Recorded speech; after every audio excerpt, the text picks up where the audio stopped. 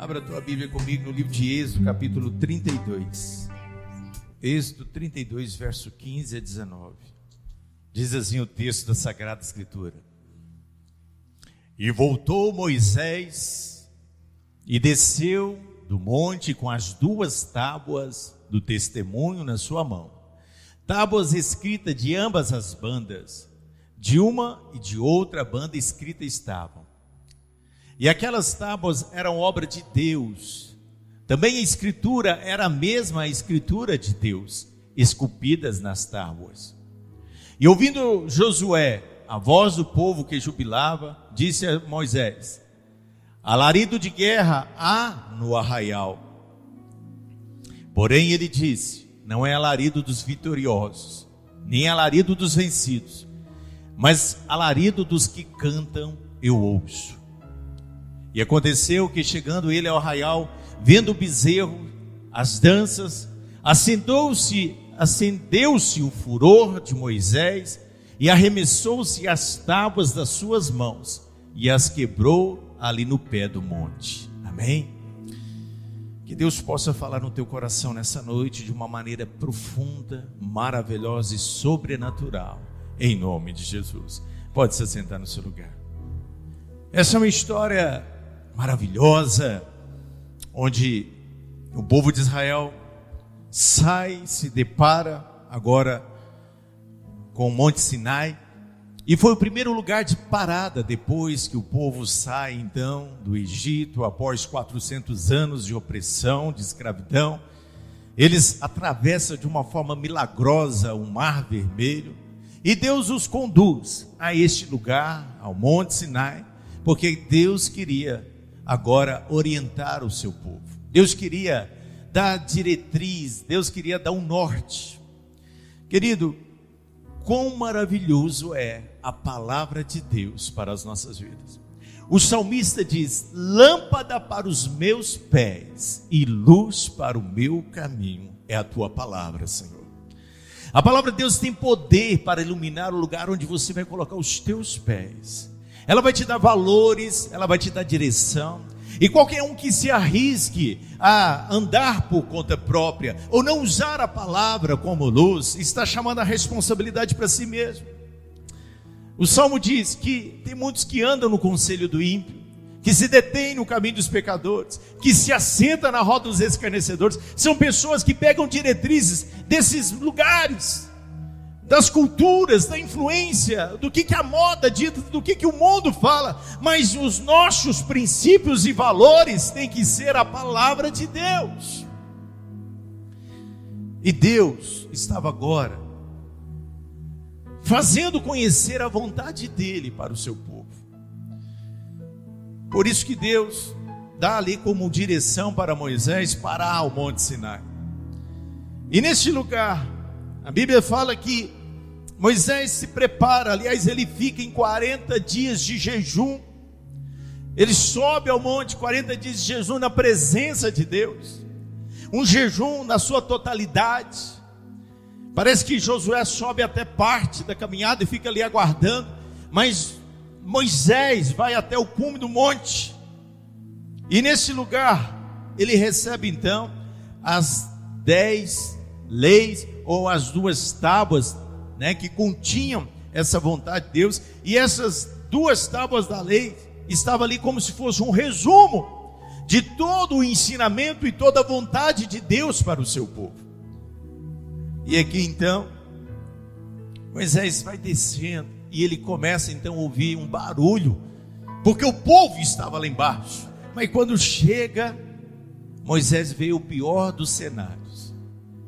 Ele vê aquela cena bizarra, e aquilo foi tão impactante na vida de Moisés, que todo aquele momento que ele havia vivido na presença de Deus, toda aquela experiência, todo o sobrenatural, toda a euforia, toda a alegria, toda a sensação de paz, porque ele havia estado na presença de Deus, parece que entra em colapso.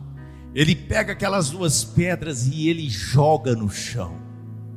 Ele quebra as leis, ele quebra aqueles mandamentos. Eu nem vou perguntar, mas quantas pessoas que não saem de um culto abençoado? e no meio do caminho quebra as tábuas, no meio do caminho, ou dentro de casa, quando chega. Quantas pessoas que não acabam explodindo e jogando para cima aquela obra maravilhosa que Deus tem realizado na sua vida, o direcionamento de Deus, os ensinos. E não era só a questão da intervenção de Deus, mas o próprio esforço de Moisés, toda aquela santificação, toda aquela experiência, todo aquele momento.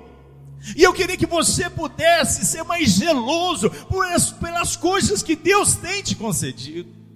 Sabe, um momento na presença de Deus não pode ser desperdiçado, jogado fora por qualquer outra coisa que aconteça na tua vida. Aliás, estes momentos já servem para te fortalecer, para você conseguir atravessar os momentos difíceis na tua vida. Querido, tem dia que a coisa não vai muito bem, tem dia que a gente erra, tem dia que a coisa fica catastrófica. Mas a maravilha é que Deus criou até esse momento de noite e dia, para que você pudesse entender que amanhã um novo dia começa. Amanhã tem uma nova chance de você começar de novo e fazer bem feito dessa vez. As misericórdias do Senhor são a causa de não sermos consumidos, e elas se renovam todas as manhãs. Hoje ela se renovou sobre a tua vida, ela se renovou e permitiu que você vivesse um dia extraordinário na presença dEle, melhor do que o de ontem. Sabe, a palavra de Deus diz em Gálatas 6:1, se alguém for surpreendido, em alguma falta, nós devemos corrigir com brandura, com empatia, colocando-se no lugar dessa pessoa e começar de novo. Quem está entendendo? Dar um voto, acreditar num Deus que perdoa, num Deus que torna nova todas as coisas. A palavra de Deus fala que Pedro, ali ao lado de Jesus, ele era aquele empolgado, entusiasmado, e ele dizia: Senhor, para onde tu iremos se só tu tens palavras de vida eterna? Senhor, eu vou tirar a espada, e saiu cortando a orelha do soldado. Mas na hora que Cristo mais precisava ali, ele nega Jesus, ele nega. Mas a palavra de Deus fala que alguns dias depois, Jesus aparece na praia. E podia ter chamado o nome de tantos outros, mas ele procura por Pedro. Ele fala por Pedro. E ele pergunta: Pedro, você me ama? Era como se Jesus estivesse dando a oportunidade para ele: olha, eu vou te dar a chance de você responder da maneira certa, para corrigir, para matar tudo aquilo que você fez para trás. E pergunta para ele exclusivamente 3 vezes, porque Deus é um Deus de recomeços. E querido, não foi a primeira vez, porque Moisés já tinha matado um egípcio, Moisés já tinha tentado se esquivar lá atrás, e ele também quebrou as tábuas, mas Deus permite que ele comece novamente. E é assim a dinâmica de Deus. A Bíblia fala que o próprio Arão, que era irmão de Moisés, ele também estava lá embaixo no meio do alarido, e ele constrói o bezerro de ouro. Ele fez a coisa errada, mas também teve o seu momento, e Deus coloca ele como sacerdote. Quem está entendendo? Essa é a beleza de Deus. É um Deus de novas oportunidades, de novos começos.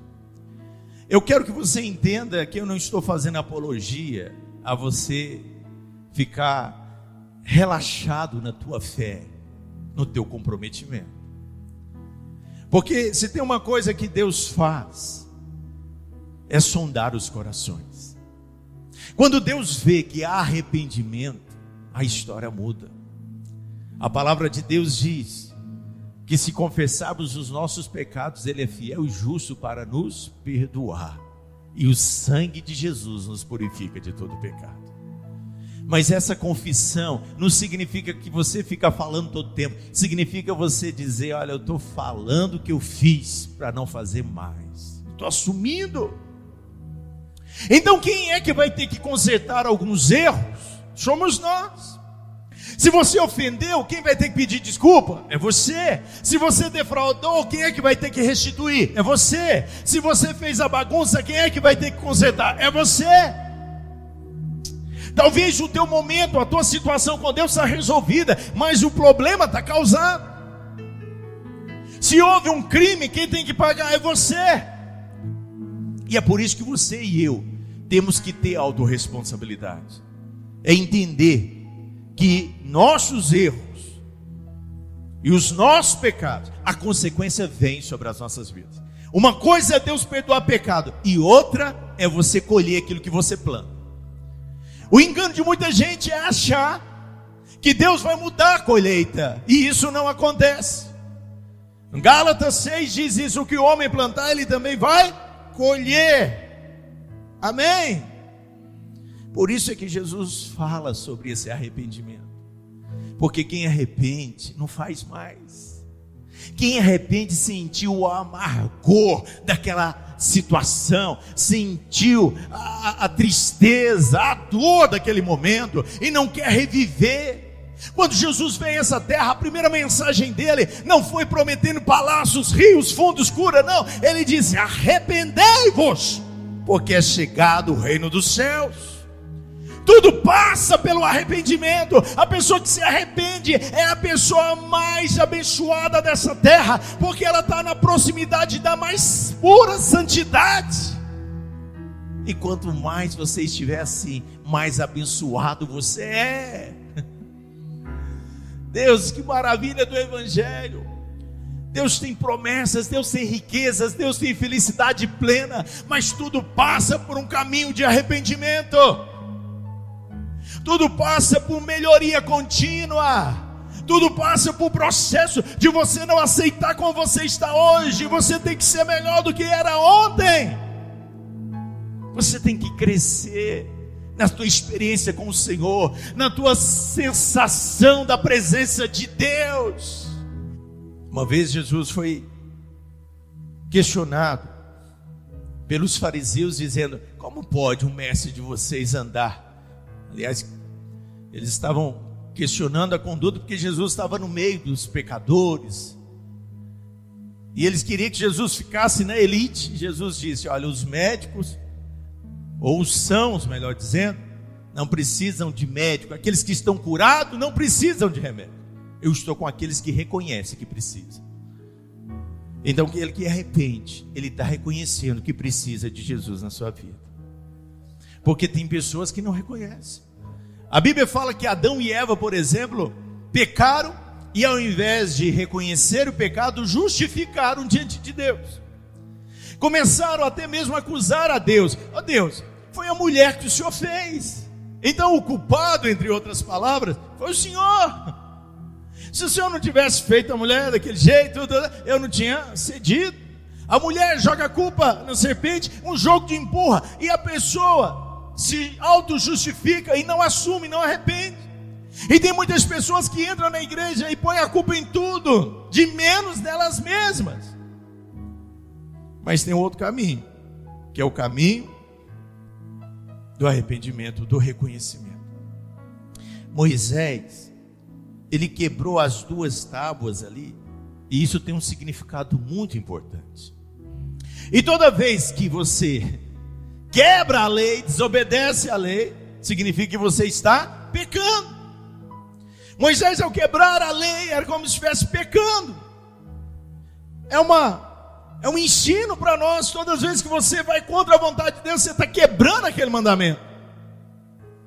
E outra coisa, Moisés havia recebido de Deus uma missão. Aquelas tábuas não eram para ele, não era brinquedo dele, não era pessoal. Quebrei, era meu e ninguém tem nada com isso. Não, era para ser levado ao povo. O povo precisava conhecer. Ele era apenas um portador, um instrumento para que a mensagem pudesse chegar a toda uma nação.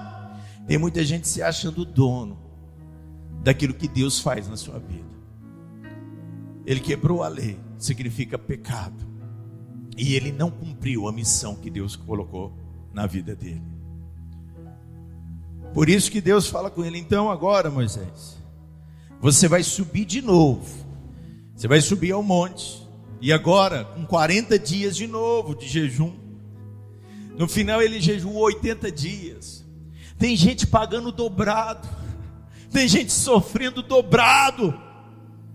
Simplesmente porque não faz certo a primeira vez. E nós temos que aprender isso quando Jesus chega na casa de Zaqueu. E Jesus traz salvação para aquela casa. Há uma mudança na vida de Zaqueu que ele fala assim: quem eu tiver defraudado, eu vou devolver. Eu vou restituir. E eu vou distribuir metade das minhas riquezas aos pobres. Quem está entendendo? Tem que restituir, querido. Você tem que restituir o perdão. Você tem que restituir coisas que talvez você levou da vida das pessoas. E eu quero que você se inclua agora no teu recomeço, na nova oportunidade que Deus te der. A missão que Deus designou para a tua vida. Que você coloque aí como prioridade transmitir a mensagem de Deus para as pessoas que estão à tua volta. Sabe, como igreja, nós temos um peso de ser testemunhas das pessoas que estão lá fora. Talvez tem gente que não vem porque está olhando a tua vida e pensa: se eu for à igreja, eu vou ser igual a você? Vai, então eu não quero. Porque esse é o pior exemplo de alguém aqui dentro do trabalho. Você é safado, você é mulherengo, você mente, você rouba, você defrauda, você não dá testemunho. Que atrativo tem na tua vida para que eu seja igual a você? Quando você for seduzido, quando você for atraído ao pecado, você mantém a postura. Mas não é para ser o radical, não é para ser o crentão. É aquele que tem uma palavra alternativa de esperança e dizer: eu não preciso disso para ser feliz. Eu tenho um Deus que é a fonte de alegria na minha vida. Querido, no livro de Ezequiel, capítulo 37, a palavra de Deus fala que Deus coloca o profeta diante de um vale de ossos secos, e os ossos estavam sequíssimos, e um processo de restauração começa ali. E o profeta quis até devolver para Deus, perguntando: o Senhor pode reviver? E Deus fala: olha, é você que sabe, profetiza. E aí ele profetiza, os ossos começam a se juntar, osso com cada osso, mas a coisa para por ali. E de novo ele fala, e Deus diz: profetiza para que haja vida. E assim foi, até que aquela ossada, aquele vale de ossos se transformou num grande exército de guerreiros. Eu quero te falar que o profeta profetizou até o fim, até que houvesse vida naquele lugar.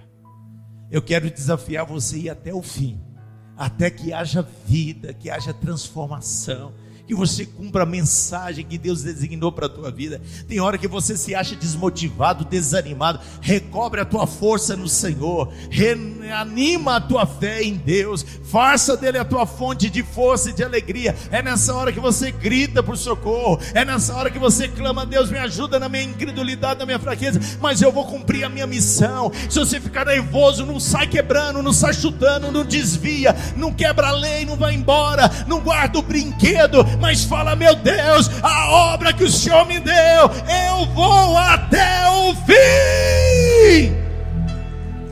Tem muita célula que está esfriando, mas Deus vai te dar a chance de recomeçar. Tem muita pessoa que está desanimando a fé, mas Deus vai te dar a chance para recomeçar. Pastor, não quero, então quebra a lei, quebra as tábuas, fica nervoso, vai embora e perde a bênção. Sabe o que aconteceu com Moisés? A palavra de Deus diz que agora aconteceu algo que não aconteceu da primeira vez. Diz que o rosto de Moisés brilhava, porque agora ele entendeu a misericórdia de Deus.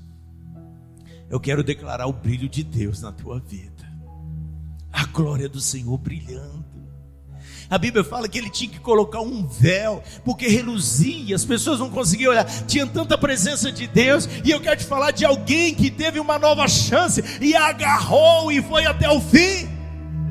E agora parece que a essência veio de uma forma dobrada, melhor, porque a palavra de Deus diz que no lugar de pecado, no lugar da vergonha, Deus dá a dupla honra.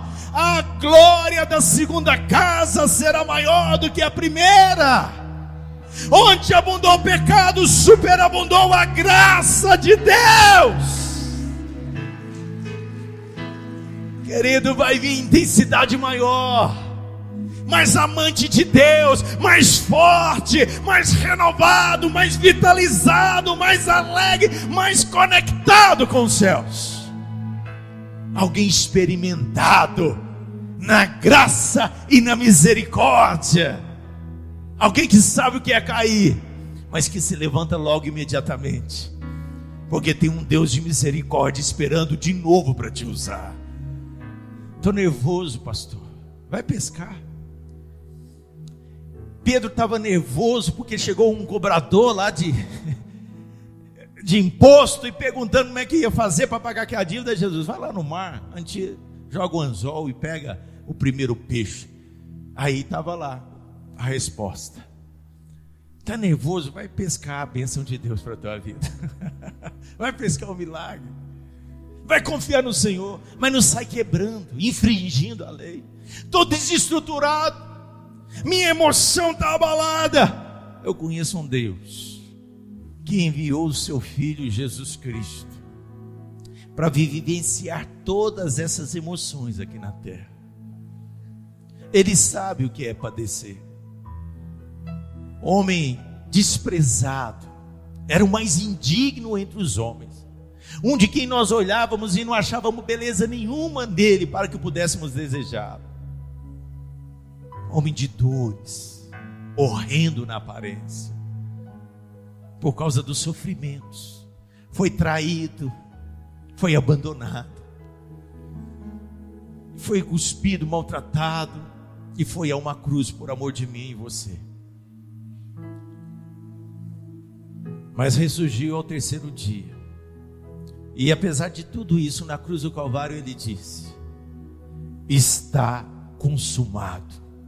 Ele foi até o fim na missão de resgatar a vida do ser humano. Ele teve toda a oportunidade para abandonar, para chutar o balde, para desistir, mas ele foi até o fim. Sabe, existe um lugar que Deus quer que estejamos nele, e esse lugar se chama eternidade. E só vão para lá aquele que perseverar até o fim. A palavra de Deus diz: aquele que for até o fim, dar-te-ei de sentar do meu lado, de comer da árvore da vida. Querido, eu quero te convidar a morar comigo. Eu quero ir para a eternidade. Quero ser teu vizinho neste lugar.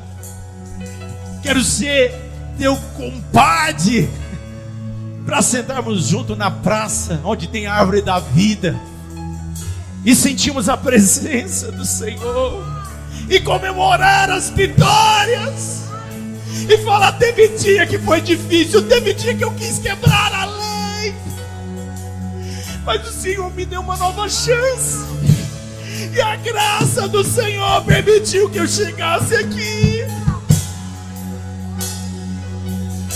A misericórdia de Deus me deixou chegar aqui.